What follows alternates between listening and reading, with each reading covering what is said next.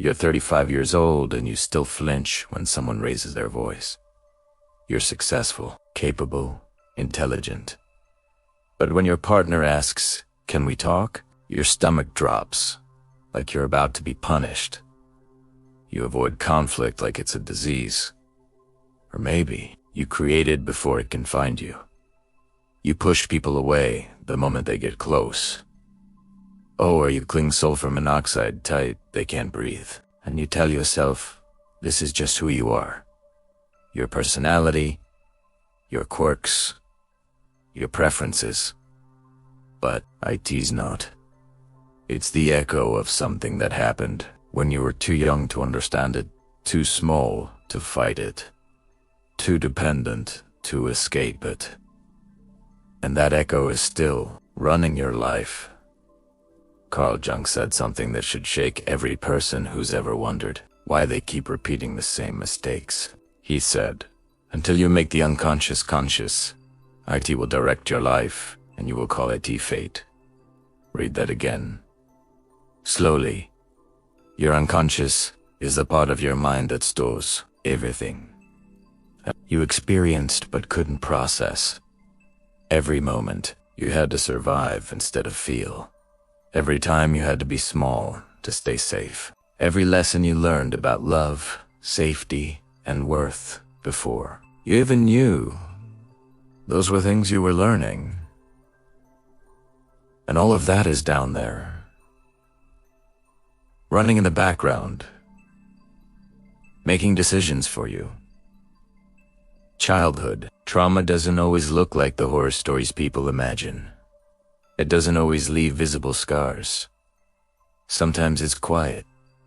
Sometimes it's what didn't happen instead of what did. The parent who was physically there but emotionally absent. The sibling who got all the attention while you learned to be invisible. The move to a new city that felt like abandonment. The divorce that taught you love doesn't last. The financial stress that made you feel like a burden. You survived it. You're here. You function. You have a job, friends, relationships. But functioning is not the same as healing. And the signs are there. They've always been there. You've just been calling them something else. Before we look at the 7 signs, you need to understand something critical. These aren't character flaws. These aren't personality defects. These aren't reasons to be ashamed. These are adaptations. Strategies your young mind created to survive an environment where survival wasn't guaranteed. The problem is, what works when you're 7 doesn't work when you're 30. The strategies that kept you safe in chaos become the patterns that create chaos and peace. Freud understood this. He called it the repetition compulsion. The unconscious drive to recreate familiar situations, even painful ones. Because familiar feels safer than unknown. Think about that. Your mind will choose familiar pain over unfamiliar peace, because familiar pain is predictable. You know the rules. You know how to survive IT.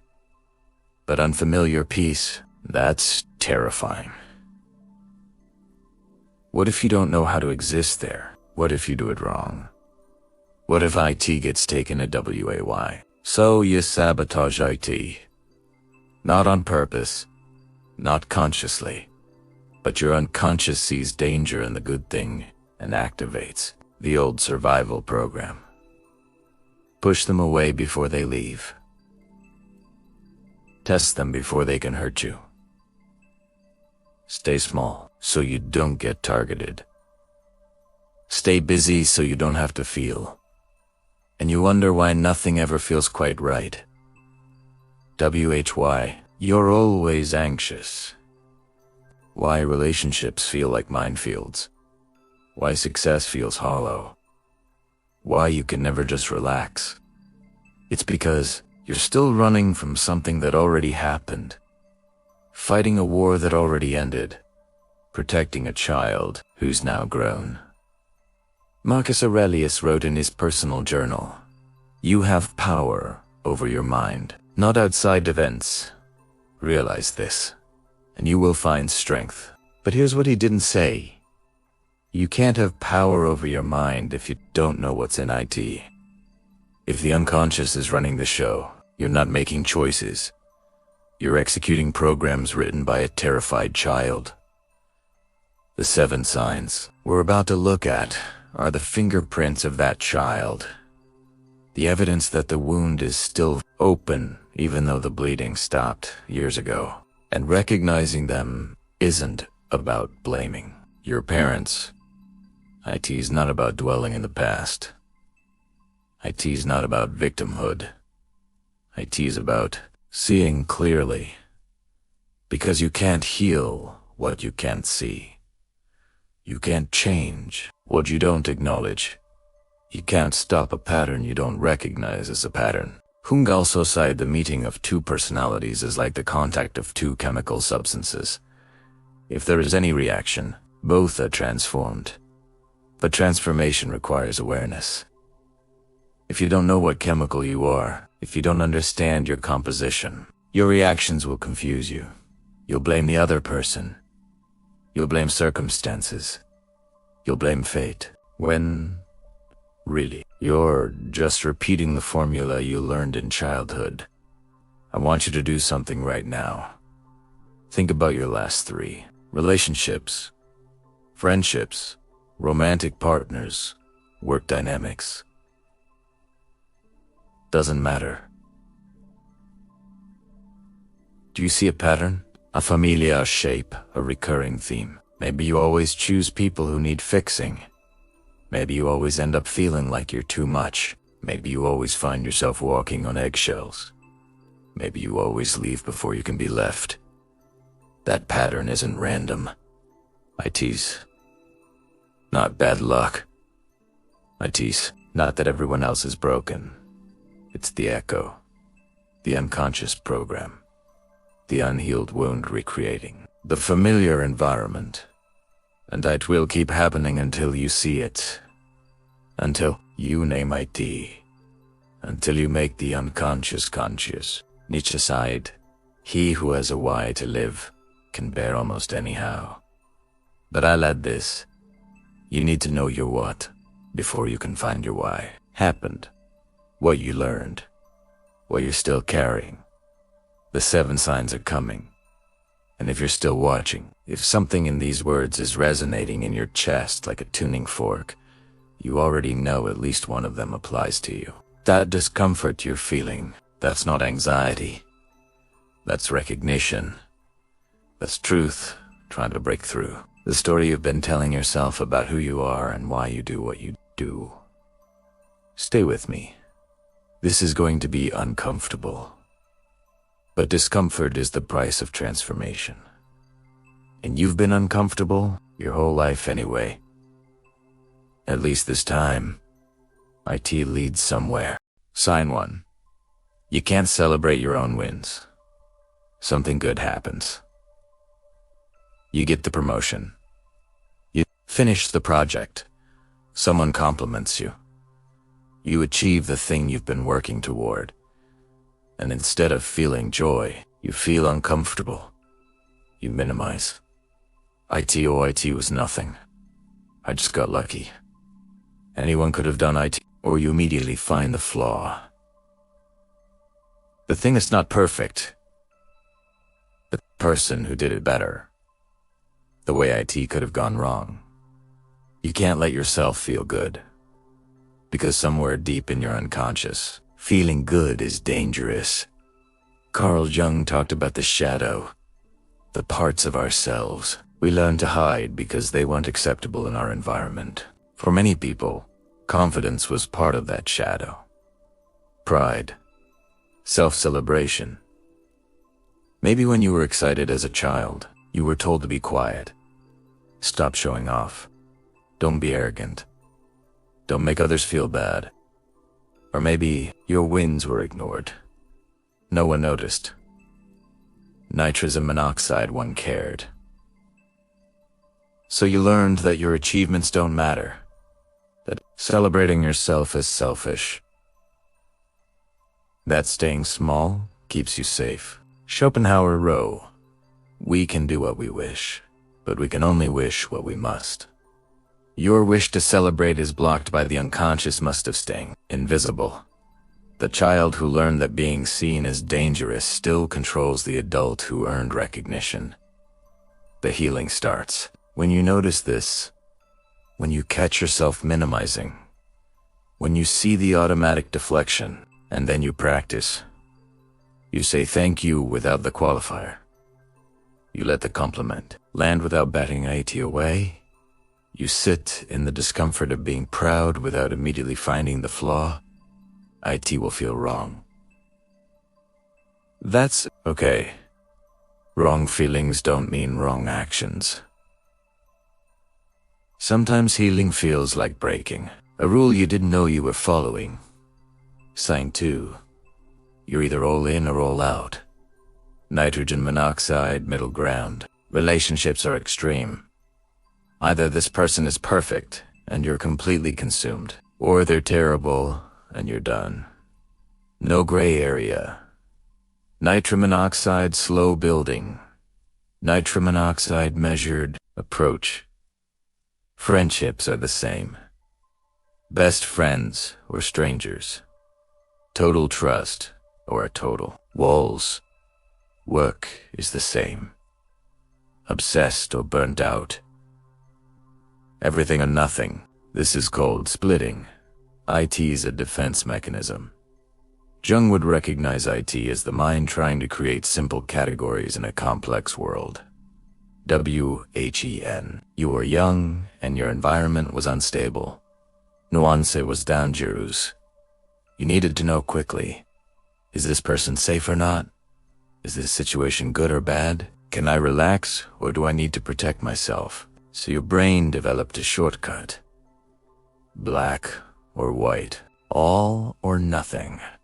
Because making a mistake about safety could be catastrophic. But now you're safe. And that shortcut is destroying your relationships. Because real people aren't all good or all bad.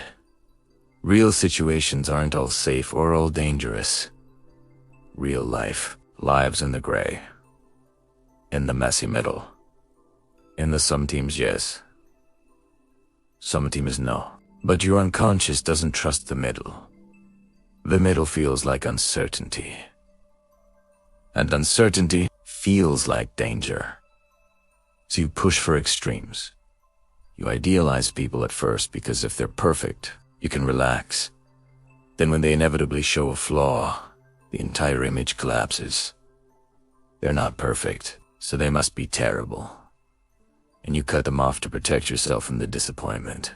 Epictetus tug. It not what happens to you, but how you react to it. That matters. But your reaction is being determined by a threat assessment system calibrated for a childhood. That's over. The danger isn't there anymore. But the alarm is still ringing. Healing. This means learning to tolerate ambiguity. To sit in the discomfort of I don't know yet. To let people be human. To let situations be complex. It means catching yourself when you start idealizing.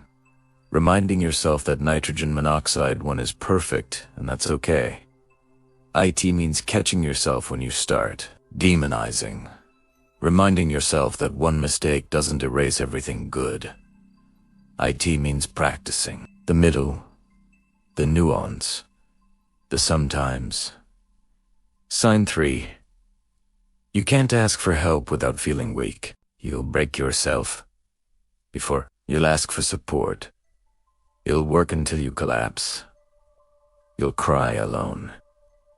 You'll solve everything yourself even when someone is standing right there offering assistance. Because asking for help feels like admitting failure. Like showing weakness. Like giving someone power over you. Freud would recognize this as a defense against vulnerability. The child who learned that needing people leads to disappointment built walls so high the adult can't lower them even when it's safe. Maybe you asked for help as a child and nitrogen monoxide one came. Oh, or they came, but made you feel guilty for needing them. Or they came but then held you over. You. Or they came but did it their way and made you feel incompetent. So you learned, don't need anyone. Don't show weakness. Don't give them ammunition. Handle everything yourself. And now you're exhausted, running on empty, burnt out, but still refusing to reach out, because the unconscious program says reaching out is dangerous. Marcus Aurelius wrote, "We are made for cooperation, like feet, like hands, like eyelids, like the rows of the upper and lower teeth. You are made for connection, for interdependence, for community. But the wound taught you that connection equals pain. The healing is terrifying. IT means asking when you don't want to. It means accepting help when it's offered. IT means sitting in the vulnerability of needing someone and trusting they won't weaponize it. Start small. Ask for something tiny. See what happens. Let someone help you with something that doesn't feel life or death. Notice the feeling that comes up. The shame. The guilt. The fear. That's the wound. That's the child who learned asking is dangerous. But you're not that child anymore. And the person you're asking isn't the person who taught you not to ask. These first 3 signs have something in common. They're all about making yourself smaller, quieter, more invisible, less of a burden. The next 4 are different. The next 4 are about what happens when you can't make yourself small enough, when the pressure builds, when the wound starts leaking. Stay with me. We're going deeper. Sin 4. You feel responsible for everyone else's emotions. Someone is upset, and immediately you're scanning. What did I do? How do I fix this? How do I make them feel better so I can feel safe again? Their mood becomes your mood. Their stress becomes your stress. Their disappointment feels like your failure even when IT has nothing to do with you. This is called emotional enmeshment, and it's one of the most exhausting patterns unhealed trauma creates. When you were young, maybe you had to manage a parent's emotions. You had to be calm when they were angry. You had to be happy when they were sad. You had to make them feel better about themselves so they wouldn't take IT out on you. You became a little emotional manager, reading faces, detecting shifts, predicting moods, adjusting yourself to keep the peace. Jung would say you developed a persona, a mask, a version of yourself designed to regulate the emotional temperature of the room. And that persona is still operating. Decades later, in situations that don't require IT, your partner has a bad day at work and you feel like you failed them. Your friend is quiet and you assume you did something wrong. Your boss is stressed and you take it personally. You're not responsible for other people's feelings. Read that again. You are not responsible for other people's feelings.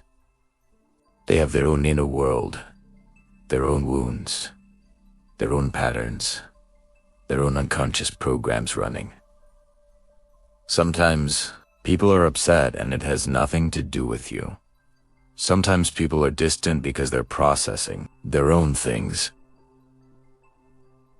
Sometimes people need space and it's not rejection. But your wound hears upset person and translates IT to danger and activates the old program. Fix IT. Smooth IT. Make them happy so you're safe. The healing is learning to escape. Is this about me, or are you dealing with something else? And then believing the answer.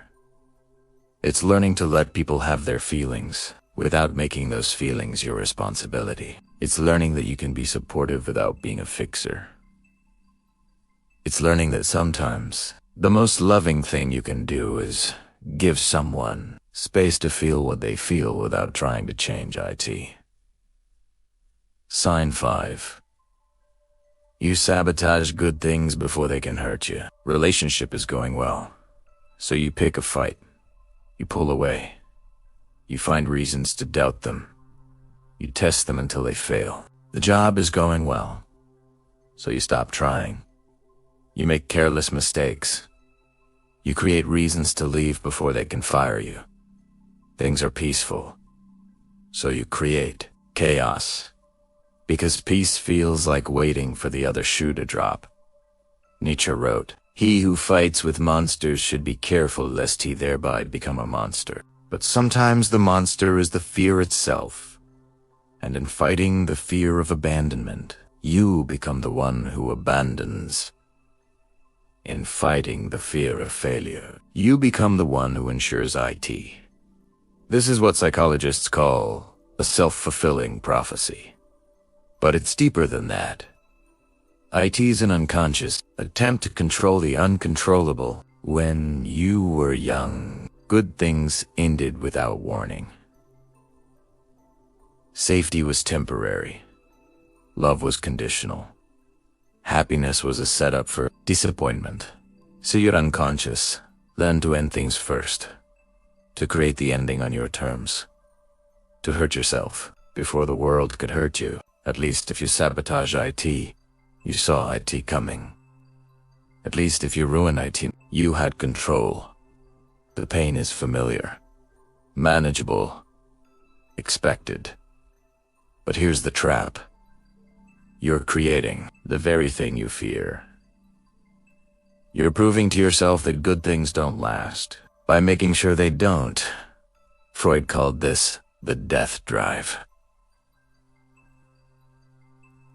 The unconscious pull toward destruction, not because you want to suffer, but because suffering is what you know. The healing is learning to sit in the good without destroying it, learning to tolerate happiness without waiting for the trap, learning to trust that not every good thing is a setup for devastation. It means catching yourself. When you start picking fights, asking yourself, am I responding to something real, or am I testing them? It means noticing when you start pulling away and asking, am I protecting myself from actual danger or from imagined future danger? It means learning that good things can exist without needing to be destroyed to prove they were never real in the first place. Sign 6. You can't set boundaries without feeling guilty. Someone asks too much and you say yes, even though everything in you is screaming no. Someone crosses the line and you let it slide because confrontation feels worse than violation. You over-explain. You apologize for having needs. You shrink your boundaries to make room for everyone else's comfort. Because somewhere in your childhood, you learned that your boundaries didn't matter. That saying nitrogen monoxide made you selfish. That having limits made you difficult. Maybe your boundaries were ignored. Maybe they were punished. Maybe they were mocked. Maybe you were told you were too sensitive, too dramatic, too much. So you learned to not have any, to be flexible, available, easy, accommodating. Robert Greene wrote, "The key to power is the ability to judge who is best able to further your interests in all situations." But how can you judge that if you can't even state your interests? How can you protect yourself if you feel guilty for having limits? Your boundaries are not suggestions. They're requirements for your well-being. They're not walls to keep people out. They're the outline of your self-respect. When you don't have boundaries, people don't respect you more. They respect you less. Because you're teaching them that your needs don't matter. The healing is practicing the word nitrogen monoxide, without apology, without explanation. Just nitrogen monoxide. Can you work this weekend? No. Can I borrow money? No. Can you drop everything to help me with something that's not an emergency? No. IT will feel cruel. That's the wound talking. That's the child who was punished for having needs. But nitrogen monoxide is a complete sentence, and people who respect you will respect your no. One more sign to go. And this last one is the one most people never see in themselves. Sin 7. You don't know who you are without your trauma. This is the hardest one, the one that hides beneath all the others. You've built your entire identity around what happened to you. The survivor, the strong one, the one who overcame, the one who doesn't need anyone, the one who helps everyone else. Your trauma became your story, and your story became your identity. And now you don't know who you'd be without it. Jung called this identification with the persona. You've become sulfur monoxide attached to the mask, to the role, to the story, that you can't see the person underneath. Think about how you introduce yourself, how you explain your choices, how you justify your patterns. How often does IT come back to what happened? I'm like this because of my childhood. I don't trust people because I was hurt. I keep to myself because I learned people leave. It's true. Those things shaped you. But are they still defining you? There's a difference between being shaped by your past and being trapped in IT. Between acknowledging what happened and using IT as a permanent excuse. Nietzsche said, "He who has a why to live can bear almost any how." But what if your why is still in the past? What if you're still living to survive something that already happened? What if your entire sense of purpose is built around overcoming, surviving, protecting against wounds that are decades old? Who are you if you're not the person those things happen to? Who are you if you heal, if you let go, if you stop defining yourself by your damage? That's terrifying, because the damage is familiar. The damage is your identity. The damage is how you make sense of yourself. Without IT, who are you? This is the final sign, and it's the one that keeps all the others in place. Because as long as your identity is tied to your wound, healing feels like death. You're not healing the trauma. You're healing from the identity built around IT, and that requires you to ask the question Jung insisted on. Who am I without my story? The answer isn't nothing. The answer is everything you've been too busy surviving to discover. Marcus Aurelius wrote, "Confine yourself to the present." But you can't confine yourself to the present when you're still living in the past. When your decisions are being made by a child who needed to survive. When your identity is built on what happened instead of who you're becoming. So what now? What do you do with these 7 signs? First, you recognize them. Without judgment, without shame. These aren't failures. These are evidence of a mind that learned to survive. Second, you start the work, and the work is simple. Not easy, but simple. You make the unconscious conscious. You shine light on the patterns. You notice when the old program activates. You catch yourself minimizing your wins, splitting people into all good or all bad, avoiding asking for help, taking responsibility for everyone's feelings, sabotaging good things, feeling guilty for boundaries, identifying with your trauma. And when you catch yourself, you pause. You ask, is this response appropriate for this situation, or am I responding to something from my past? Third, You practice new patterns. Small ones. You say thank you without minimizing. You let someone be imperfect without cutting them off. You ask for help with something small. You let someone be upset without making it about you. You let something good exist without destroying it. You say nitrogen monoxide without apologizing. You try something that has nothing to do with your trauma. Each time you do this, you weaken the old program. Each time you choose differently, you write a new line of code. Freud was right about one thing. The unconscious is powerful. IT will direct your life if you let it, but Jung was right about something more important. You can make IT conscious. You can see IT. You can choose differently. The trauma happened. That's not your fault. The patterns developed. That's not your fault. But staying in them when you now have the awareness and the resources to heal, that becomes your choice. Not an easy choice. Not a quick choice. But your choice. Epictetus taught his students, IT's not what happens to you, but how you react to IT. That matters. You didn't choose what happened, but you can choose what happens next. You can choose to see the patterns, to name them, to stop letting a terrified child make decisions for a capable adult. You can choose to build an identity that isn't based on survival, that's based on who you're becoming, not who you had to be. The wound doesn't disappear. The memories don't erase, but they stop running the show.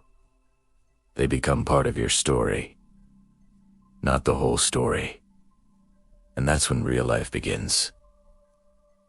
Not survival. Life is. You recognized yourself in these signs. If something here made you uncomfortable in that true recognition kind of way, do something with IT. Not tomorrow. Not when you're ready. No, write down which signs you recognized. Look at them. Sit with them. Don't judge. THEM. Just see them. That's the first step. Seeing clearly. Drop a number in the comments. 1 to 7. Which sign hit hardest? You don't have to explain. Just the number. Let yourself be witnessed without performing. Subscribe to MINDPLICT if you want more. Truth that doesn't comfort you, but transforms you. And remember this. Healing isn't about becoming someone else. IT's about becoming who you would have been if the wound never told you who to be. You're not broken. You're adapted. An adaptation can be updated when the environment changes. The environment changed. You're safe now. Your unconscious just hasn't gotten the message yet. This video is the message.